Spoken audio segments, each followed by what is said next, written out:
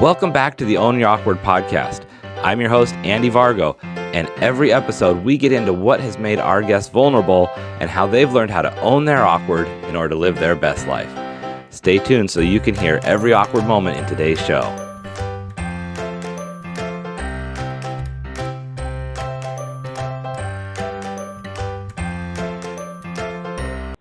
Hey everyone, welcome back to the Own Your Awkward podcast. I'm your host, Andy Vargo, and today we have the awesome success coach, Gwendelyn Kay.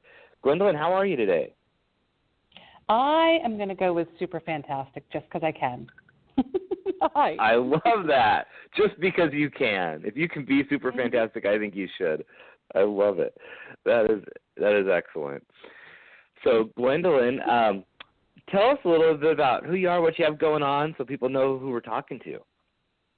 Okay. Well, my name is Gwendelyn Kay, and I call myself a success coach because it's the thing that most describes what I help people do.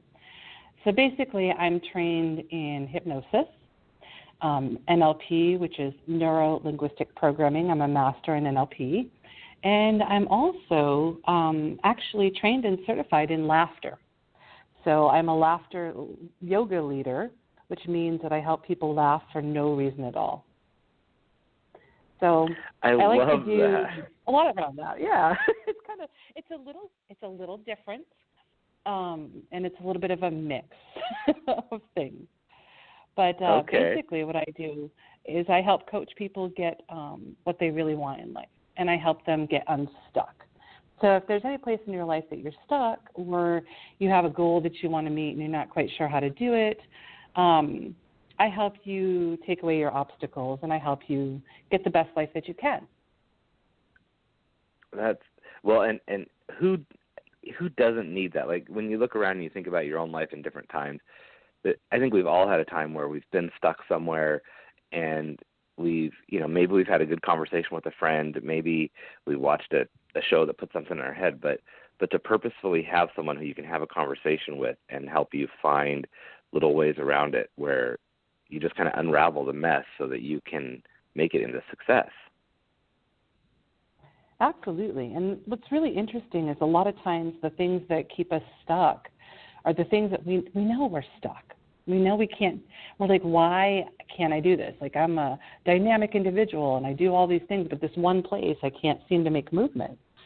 And the thing is, I'm trained to go in and find the root of the problem. I'm trained to not to motivate you, because there's some parts of motivation that are just like, oh, you can do it, the cheerleading kind, which is fine. Mm-hmm. But there's a lot of times there's like some root experience in your life, like usually in your past, in your childhood. I do a lot of timeline work. So we go back in time and we literally go in and take out the root of the problem. So wherever it started, and half the time you don't even know where that started. Sometimes you do, sometimes you don't. We go and take the root out so that it doesn't have to hold you back anymore. Yeah, I love that. In coaching, you hear people talk a lot about limiting beliefs and these things that we start to buy into that hold us back. One of the things I've always called them is ridiculous truths, because it's like these truths it's these things that we believe because at some point we were young, and all of a sudden, I believed that, it's hard to come up with a really good example, but like when I was young, I believed that if someone rode the bus, it was because they didn't have enough money for a car. And that was just because the people that I knew, that was why. And I grew up with that. And then later I realized, there's a million reasons why people might ride the bus, right? But that gets stuck in your head. Or it's like the belief in Santa Claus, like you believe it and you just don't question it until a certain age. And all of a sudden it's like, oh, wait, this doesn't make sense. But just because it's there early enough on. And so I love that idea of going back in the timeline. Yeah, it's really important because a lot of things happen when we didn't even know. And we made a lot of decisions that we don't even know about. And so it's really, I love it because I liken it to like a dandelion. I don't know if anyone knows about dandelions, but dandelions are like one of the worst things for some people because they come back. If you take a dandelion out of the ground and you pick it out and you weed it, whatever, some people weed them, Some people consider those weeds. Some people consider dandelions food. But I'm talking about it as a weed. If you leave any tiny little piece of that weed in the ground, any part of that root, it grows itself back. And so it will always grow back unless you get completely every part of that stuff that's not seen, the stuff that's in the ground, the stuff that's buried. So you need to get every part of that root, otherwise it comes back. So I kind of liken it to just really getting down to the roots and really cleaning out whatever is really in there. And I think a lot of people are just taking off the top part. You just take off the weed part that you see on top. Right.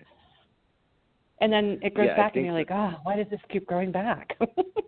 Yeah, why is it? I thought I dealt with you. Why? And I love the image of a dandelion, because that's absolutely right. I've had, I spent summers picking dandelions out of people's yards, and it's like, and you do have to go, like, you have to dig deep, and you have to have the right tools to get down there and do it right. But you're right. It's the stuff that you can't see, and it will just kind of grow back if you don't deal with it. Yeah. So I love that, and I love to just I really just like to get to the issue, because I think so many times people want to give you these things like, just think positive and just do all of this stuff, which is, on one level it may keep you motivated, but then you still, and then you're like, I'm doing all of this positive reinforcement. Why am I still having a problem? And right. It's like you can't ignore the problem. Well, and half the times you don't know what the problem is. So that's why you need some guidance. Somebody called me one time. They called me the mental ninja because I really love that. Because I get into other people's brains. That's what I'm trained to do. I'm trained to come into your brain, see what works or doesn't work for you, or why. So it's like I can't. When I describe what I do to people, and when other people try to describe what I do with them, they're like, I don't know. We just have a conversation. we just talk. So I call it having a conversation.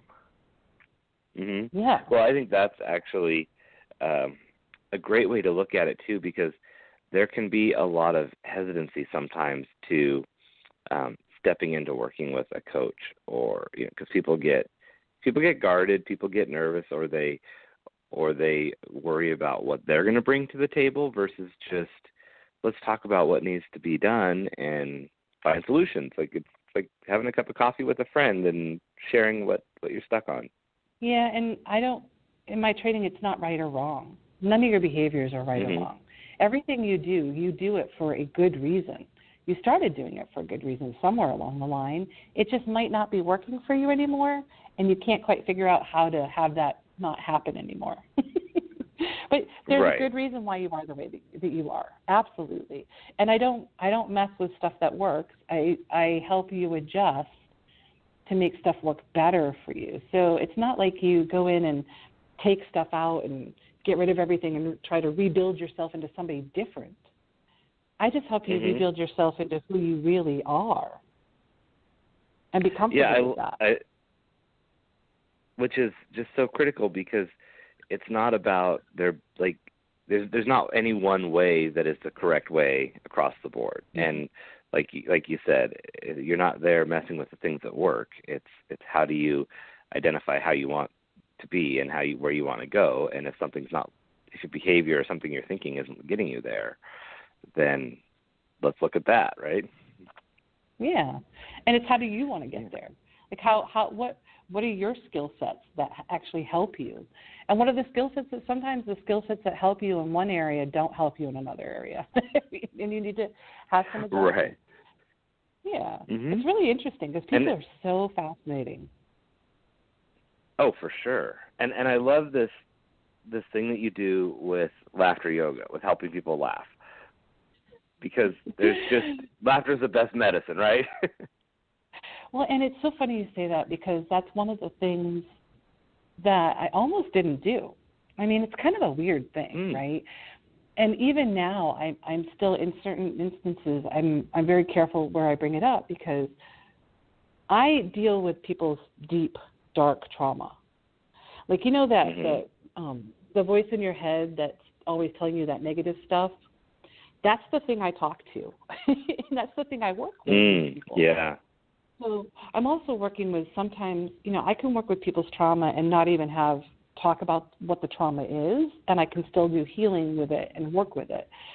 So I'm dealing with people's deep, dark secrets. I'm dealing with things that they've held on to or haven't told anyone in their entire lives. And I take that as a sacred space. When you talk about laughter, it's a totally different thing. Laughter is a light, and you think of it as a light-hearted thing and a light thing. But what it's really interesting to me is that your body doesn't know the difference between real laughter and fake laughter. And laughter gives you, I don't know. Have you remember the last time you laughed really hard with friends and you felt like your cheeks hurt and you felt so that vibrancy inside and that energy? So the problem is we don't have that chance to get with our friends or laugh all the time, or not all the jokes are funny. So laughter yoga is designed to, just like if you're going to the gym and, you're going to lift weights to build these muscles, laughter is exercises to have you laugh. And you don't have to actually laugh. You can pretend to laugh. And you still get every single benefit that real laughter gets. And eventually you can't help but laugh because it's innate in our nature to do that, to be with it. And you can go through some very traumatic events using laughter and using it in a respectful way and not in a poke at it way. So it's kind of an amazing thing to me. It's really healing. It's super aerobic, which to be honest, I was a little surprised. I'm half hour of this and your core is hurting in a good way. And then your mood will go from if you're on a scale of 1 to 10, your mood when you walked in the door is a 2, 3, or 4. Your mood goes to 7, 8, 9. And I'm and it's consistent that's happened. Yeah, it's quite fascinating. So the power of it really strikes me. Yeah, and I don't know anybody who would argue that the laughing doesn't improve your mood and your feelings, but it is, like you said, that finding the time to respectfully get there and make it happen in a way when you really need it most. Yeah. And that's when you least want to do it. I made, so a few years ago, because I didn't used to being on video, and I was really, really self-conscious, super self-conscious. So I decided to challenge myself, and I did a 21-day laughter challenge. And every day I made a video, every single day for 21 days, which is a really big commitment, by the way. Yeah. And I told people I was doing it, which was even scarier, because I figured, if you're making a commitment and you don't tell anyone, then nobody sees and you don't have to worry about it. So I did a 21-day live laughter yoga challenge. And every day I got on live Facebook. I did it on Facebook, and I did it live every day. Because if I recorded it, it would never get out there. I would never edit it. I would judge it. Yeah, so I'm I'm just going to go live, and whatever happens, I'm just going to deal with it. And so that was one of the most amazing 21 days of my life. It's just awesome. And I have a YouTube channel with all of the videos, and they're old, but it's very good. And that is linked right here in the description, so check it out, everybody. And if we can all use some laughter. So it's Gwendelyn, I do a different exercise every day, so you'll see what it looks like. It's an unusual thing to do, to be honest. Yeah, well, and especially right now, I think is a really good time for us to all inject some laughter into our lives, no matter what you have going on. We've all been tested this year, so it's a great way to really keep our bodies healthy and our minds in a good space. Absolutely. So, Gwendelyn, I do put everybody on the spot, and so I got to ask you, what's that awkward thing that you've had to own in order to get to where you are today? So, and it's interesting because I was thinking about it, and I've always been awkward. And I thought, when I was young, okay, I'm going to learn how to make money. So I'm going to be corporate, right? I'm going to wear, and I was telling my kids, I'm going to wear a pantsuit, and I'm going to have a briefcase. And I'm going to walk in, I'm going to be all professional. Because I thought that's how you be successful. That's what I thought I was supposed to fit into. And I quickly realized over the years, I say quickly, but it really took years to realize I don't fit that mold. I've never fit that mold. I mean, I do laughter yoga, for Pete's sakes. That's not something most normal people do. And eventually I started to, show people who I was and what I do and who I am. I do TikTok videos, and not a lot of people at my age do that. It's unusual. It was just really being okay with being the weird one in the room. Because I had this conversation, right? You're just like, because you're just not like everybody else. So I had this conversation with my kid. He's 21, and he came to me the other day, and he said it perfectly. He said, Mom, I used to be so weird, and people made fun of me in high school. But now, people are complimenting me, and they're telling me I have great style. And he goes, it's so weird. The things that made me weird in high school and in my younger years is now being called cool and awesome, and is what makes people like me. Right. Yeah. That has to be so awesome, first of all, to see it in yourself, but then to see it in your son, where they're able to see that possibly so much younger than you saw it for yourself. Very much so. I'm 50 years old, and that, on some level, that feels like massively old.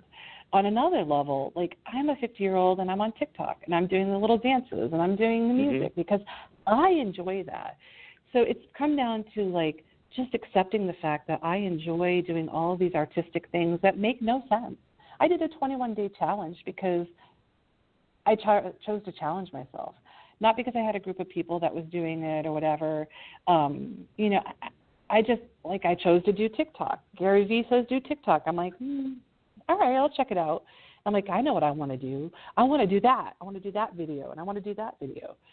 It's kind of learning to accept who you are and learning to accept that you really like doing these things. And then what will happen is the people who don't like that will just sort of skate away from it. But then what you're going to find is that being more authentically yourself, maybe you like to paint, maybe you collect rocks, I don't know.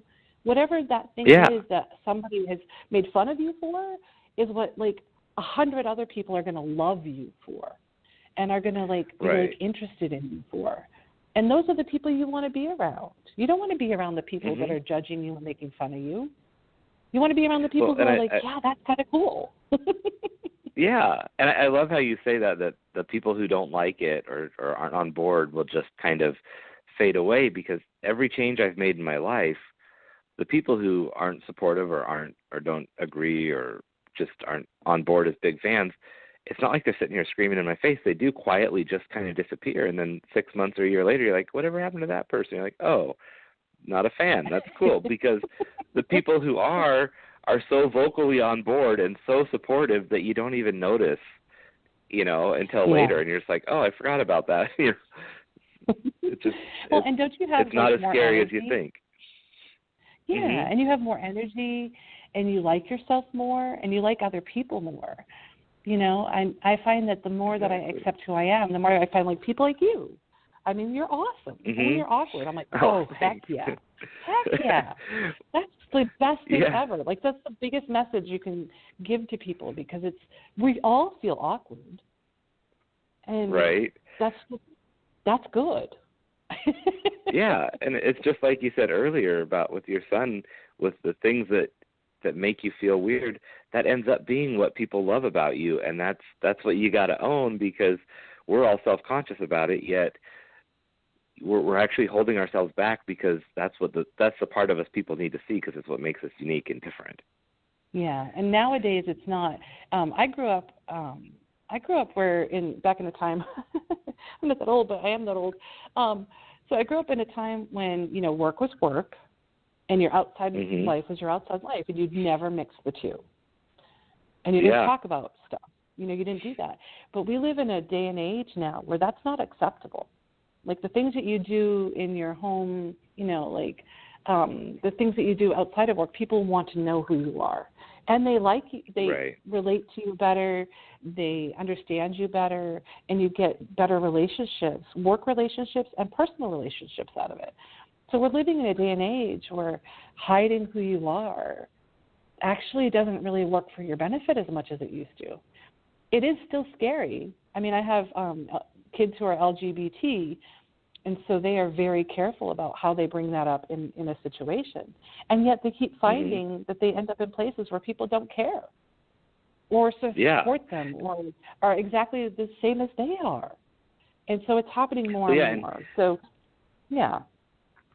Yeah, and that's like for myself, when I first came out, I was very hesitant to tell people, and it was very, I was having this conversation with a friend, and I remember saying, I hadn't talked to her for 20-some years, and we're chatting, and she's like, how come you got divorced or whatever? And I said, well, there was a lot of stuff going on, but one of the factors was that, I decided to come out as gay, and I really hemmed and hawed over like sharing it, and they could read the hesitancy in what I was saying.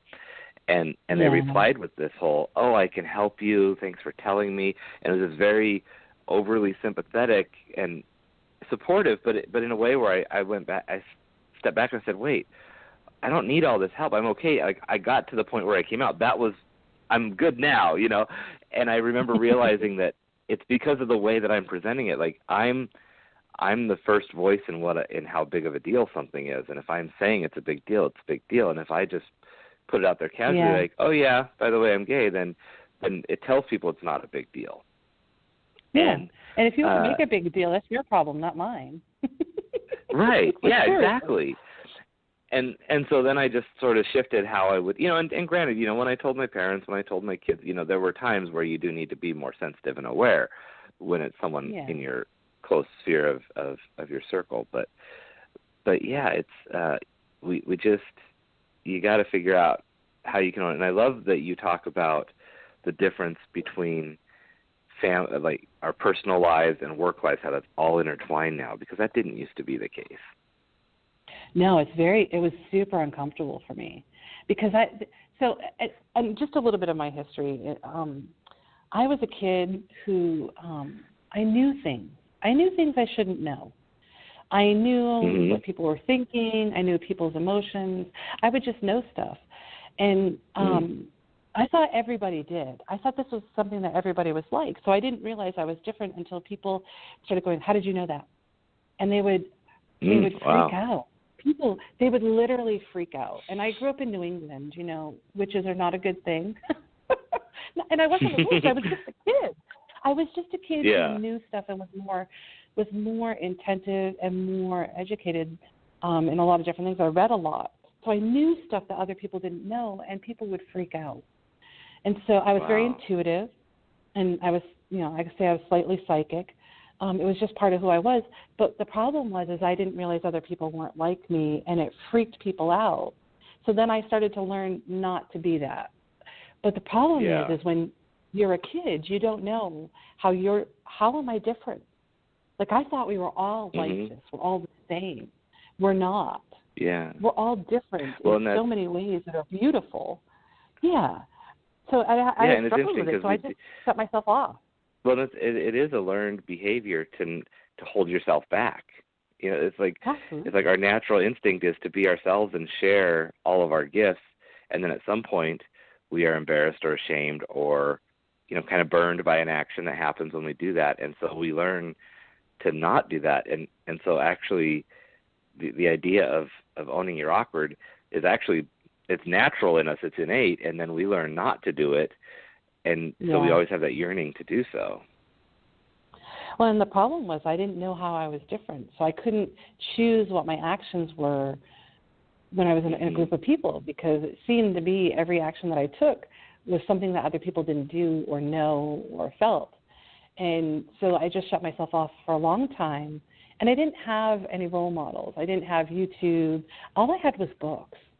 That was it. Right. All I could find was, and how do you tell somebody, and when you're already sensitive about the fact that you're different, how do you talk to other people in a way that says, listen, this is weird about me. Does anyone else have this? It was like, anyone else like me? And I thought nobody was. And for years, And how did that feel in that, like in that time where you felt like you maybe wanted to read a book or find out what made you different? Did you feel like, what was it, shame, or was it fear, or was it loneliness, or all of that? Where were you sitting in that place? So I also, part of my life, I grew up in a very violent childhood. So my father was a wife-beating alcoholic, so automatically there's some stuff there, right? But in general, just feel the aloneness, the deep, deep aloneness. I was surrounded by people. There are people in my childhood, friends, I grew up in a small town, so you know everybody, that will be like, we're your friends, and I love them dearly. But no matter who got near me, I still had to hold myself back. So I felt deeply, deeply alone all of my life, deeply alone, deeply depressed. I spent most of my life being super massively depressed and not knowing how to get out of it and searching. Somebody would befriend me and I'd be like, I'd get overexcited and I would scare them away because I was so over the top needing attention. And the thing is, things don't happen overnight. It takes time. And it takes, researching, it takes looking at yourself, it takes reading books, watching YouTube videos, finding other people like yourself, and it takes time to do that. Was there a moment that you can say was a turning point, or something you read or someone you met that changed that for you? It's weird when you say that because the moment is an odd moment. It doesn't make any sense. I was sitting at the Hamburger Hut down on Mill Avenue by myself, and I remember being super depressed. I used to write a lot because that was how I got that's the only outlet I had at the time. Mm-hmm. Yeah. And I was super unhappy and super depressed, and I just decided, you know what? I see people who are not really nice people who think they're awesome, and they think they're great. And I'm not a bad person. I'm a pretty good person to know when you get to know me. So why can't I act like that? And I was like, if they can do it, I can do it. And it was super awkward, by the way, because I was like, I would have been in my childhood, if I was in a room, I would have been in the back, in the corner, stuck against the wall, and I wouldn't have said a word. I was scared of my own shadow, shy. Scared of my own shadow, shy. Yeah. And I got really tired and lonely and bored of being that way. I just had it. So I decided, I didn't know how I was going to do it. And to be honest, I didn't believe it was possible. I did not believe it was possible to be anything but who I was. But I decided that if there was a way to be happy, that I was going to find it. That if there was a possibility that I could be a person who didn't hate myself, who didn't want to die every day, who didn't want to be depressed, if there was a way, I was going to find it, and I was going to try new things. And it was terrifying. It was just like... Oh, I bet, yeah. Yeah, because it was very awkward. It felt horrible. Half the time I failed, and felt worse afterwards. But I was like, this is what I'm determined to do. I didn't believe I could actually be the person I am today. Well, and I love that, you're... Yeah, and those moments, I think, hit us, we go looking, and then all of a sudden you're at the Hamburger Hut, and it just kind of hits you over the head where you're like, I have the power to make this change. And that's the thing, these things pop in when we don't expect them. But we are down to our last couple minutes here. I could talk to you all day long. This is so exciting. I'm just learning so much. But what's the last piece of advice you would leave for people on how they can own their awkward? You know what? Just be you. And I know that sounds easy, and it's really friggin' hard. It's not easy. I don't expect it to be easy, but I do expect you to keep trying. And find people that accept you for who you are. Accept yourself as much as you can. And I got news for you. If I can be sitting here talking to Andy today on a podcast, then you can get there. You don't have to believe that you can get there, but know that you can, and keep taking steps. Because that's all you have to do is keep taking steps. Because every little success you can build on. And just keep going. And find people like that. I love that. Yeah, and that's the thing. Find the people that boost you up and that are like you and support you.